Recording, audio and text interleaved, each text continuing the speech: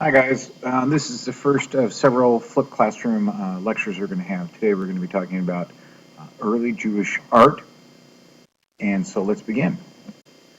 Um, Today's lesson's objectives is you should be able to discuss the tenets of Judaism, its history, and its impact on art, and that's something to remember, so let's check that off. Okay. You should also be able to describe the role of art in synagogues, which is an interesting discussion, and discuss and be able to draw the floor plan, if need be, of a synagogue. Okay, let's check that out. Well, let's begin with Judaism, the discussion of who they are, and most of its tenets. Judaism is our first monotheistic religion. It began in the Middle East. The Jewish people can trace their origin to a Semitic people called Hebrews, right there, who lived in the land of Canaan. Canaan was known from the 2nd century CE by the Roman name Palestine. So if you hear that during this time period, um, we're in that same region. Now, according to the Torah, and that's the first 5 books of the Hebrew Scriptures, also part of the Old Testament, God promised the patriarch Abraham, if we remember Abraham, he was asked to sacrifice his eldest son to show his devotion to God, and before he sacrifices his son, Gabriel appears and tells him not to do it, that God was really testing him. Well, also according to Exodus, the second book of the Torah, the prophet Moses led the Hebrews out of slavery in Egypt to the promised land of Canaan. And Moses, we know the story that Moses climbs alone to the top of Mount Sinai, where God gave him the Ten Commandments, which is the cornerstone of Jewish law. The commandments inscribed on tablets, 2 tablets. You would want to compare that maybe to the Stele of Hammurabi and the steles of Buddhism established by Ashoka, meaning the symbolism behind stone tablets means it is not flexible, it is permanent and part of your culture.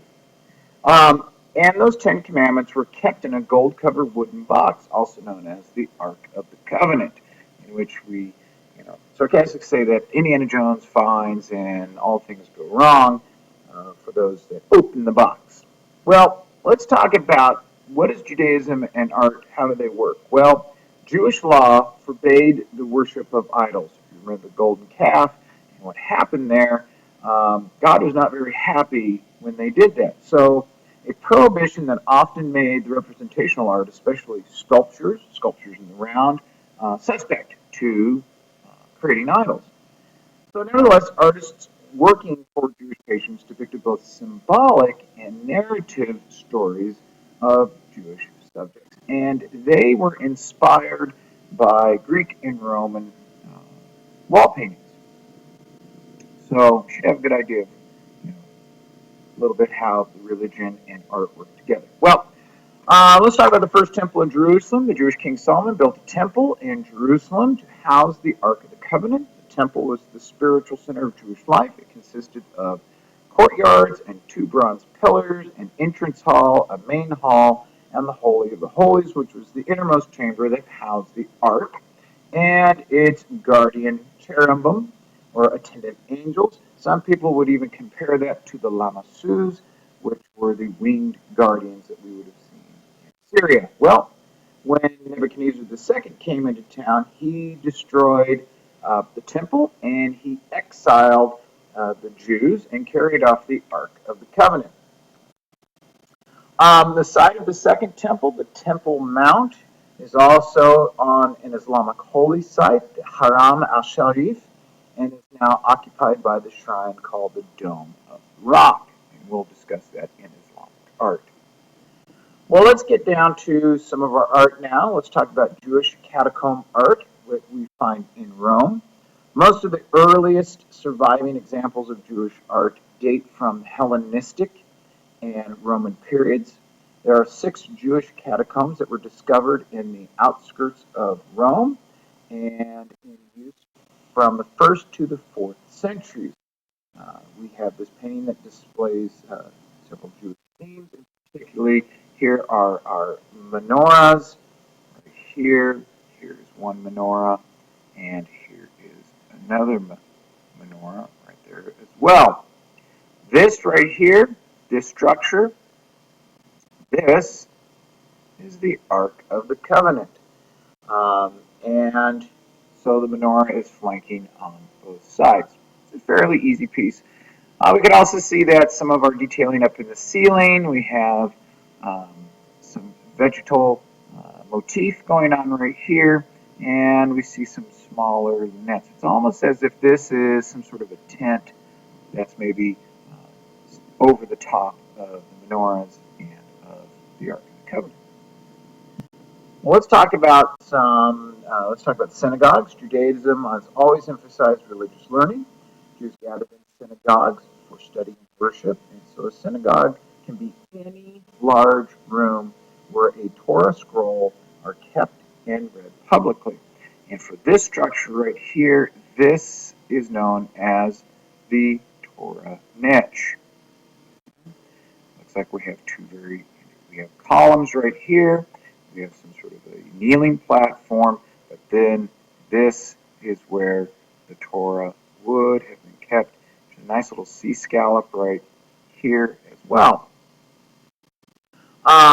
The scenes are from the Jewish history and the story of Moses on the back wall here and here. We'll focus on one here in a bit. And these unfold as a continuous narrative around the room. So we're only looking at one wall right now. Let's focus on this image right here. And here we go. This is the finding of the baby Moses. Moses' mother had set him afloat in a reed basket in the shallows of the Nile in an attempt to save him from the Pharaoh's decree that all male Jewish infants be put to death. And the Pharaoh's daughter finds him and claims him as her own child. Now the painting shows the story unfolding in a narrow foreground, this very shallow stage, and at the right, the princess sees the child. So we want to kind of take this into it. Here we go, right here. Here's our Pharaoh's daughter, and she sees the child hidden in the bulrush. And at the center, she or a servant wades into the water. So again, right here in the center, it's a little center. There's the basket. So we have one story here. We got the second story right here. And it could be her because, well, she has two earrings here and she also has two earrings right there.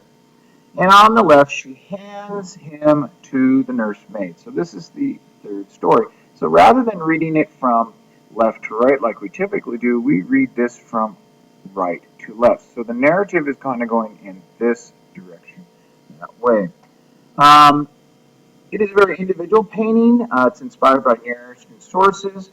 The paintings are done in a style in which it's very two-dimensional figures, and they seem to be just kind of floating against this reddish, very neutral background. We see frontal poses, we see strong outlines, and the colors you could consider very flat, which are also features of later Byzantine art. Okay. In addition to house synagogues, the Jews built synagogues designed on the models of the ancient Roman basilicas, which was a typical basilica synagogue that had a central nave, an aisle on both sides, and separated from the nave by a line of columns of semicircular apse, facing Jerusalem, and perhaps an atrium and a porch to narthex. Again, it's not a very big lesson. There's not a lot of information here, but again, you should be able to discuss the tenets of Judaism. Know some of its history and the impact on art. If you can do that, great. Describe the role of art in the synagogues and discuss the floor plan. Again, it's a basic basilica plan where you have a rectangle and you're going to have sort of an apse, and then you have these columns that are going to kind of divide, and this becomes the nave, these become the aisles, and then you have this sort of entrance area right here, then this becomes the narthex. Okay. All right, guys. Well, thanks very much for listening, and hope to put up another video on early Christian art. Thanks.